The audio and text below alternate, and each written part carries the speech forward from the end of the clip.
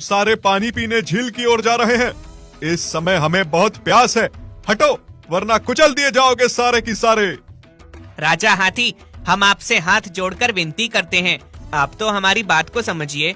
जब भी आपका झुंड हमारे गांव के रास्ते से पानी पीने के लिए गुजरता है तो हमारे सैकड़ों भाई बहन आपके पैरों के तले कुचले जाते हैं, मारे जाते हैं।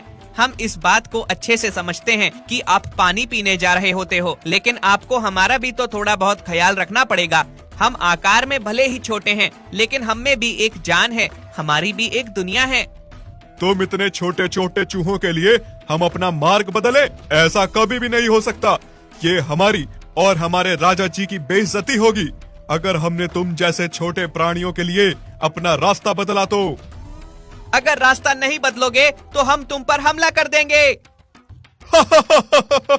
तुम हम पर हमला करोगे? अपना आकार देखा है तुमने?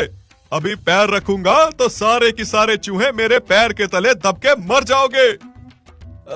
नहीं नहीं, मेरा ये सिपाही बड़ा भोला है, हर चीज में जल्दबाजी करने लगता है। आप इसका बुरा ना माने, बस मेरी बात का मान रख लें, उस पर थोड़ा ध्यान दें, हमारी बात को समझने की कोशिश करें कि हम क्या कहना चाहते हैं। राजा हाथी, मैं अपनी प्रजा और अपनी ओर से आपके सामने विनती करता हूँ कि आप हमारी बात समझिए और कृपया करके अपना रास्ता बदल दीजिए। हाँ, बात तो ठीक है। अगर तुम सबको हमारे यहाँ से गुजरने से दिक्कत हो रही है तो हम तुम सब के लिए अपना रास्ता बदल देंगे। लेकिन राजा जी, ये तो हमारी बेइज्जती होगी। आप इतने छोटे छोटे चूहों के लिए अपना रास्ता कैसे बदल सकते हैं? इसमें कोई बेइज्जती वाली बात नहीं है। जिस प्रकार हमारी एक अलग दुनिया है, हमारी प्रजा है, मैं तुम सबका राजा हूँ, उसी प्रकार चूहों की भी अपनी एक दुनिया है। इनका अपना गांव है, प्रजा है, राजा है, उन्हें भी जीने का हक है। अगर उन्हें हमारी वजह से कोई तकलीफ है तो हमें उनकी बात समझनी चाहिए। वो सब हमारे आगे विनती कर रहे हैं तो हमें उनकी बात का मान रखना चाहिए और हमें झील पर पानी पीने दूसरे रास्ते से जाना चाहिए।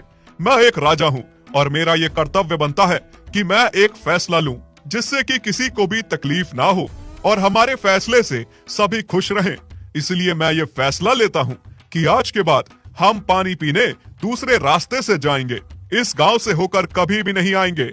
चूहे राजा, मैं तुम्हें वचन देता हूँ कि आज के बाद हमारा झुंड इस गांव से होकर कभी भी नहीं गुजरेगा। धन्यवाद राजा हाथी, मुझे आपसे यही उम्मीद थी।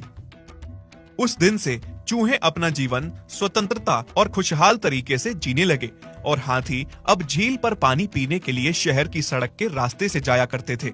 इस बात की भनक शहर में कुछ शिकारियों को लग गई कि हाथियों का झुंड हर रोज सुबह और शाम को सड़क के रास्ते से गुजर के पानी पीने जाता है। तो शिकारियों ने एक तरकीब बनाई कि वो हाथियों को पकड़ के ले जाएंगे और जैसे ही शाम के समय हाथी पानी पीने जा रहे होते हैं कि तभी शिकारी उन सभी हाथियों पर जाल फेंककर उन्हें पकड़ लेते हैं। चलो भाइयों, अब शहर से गाड़ी लेकर आते हैं और इन हाथियों को गाड़ियों में ले जाते हैं। तभी दो शिकारी वहां पर हाथियों को पहरे के लिए बैठते हैं और कुछ शिकारी गाड़ी लेने शहर चले जाते हैं। अब हमारा क्या होगा राजा जी? ये शिकारी तो हमें कैद करके शहर ले जा रहे हैं, हमारी तो दुनिया ही उजड़ गई। राजा जी, कैसे इस जाल से निकले हम? यह तो बहुत ही भयंकर जाल है जिसमें हम फंस गए हैं।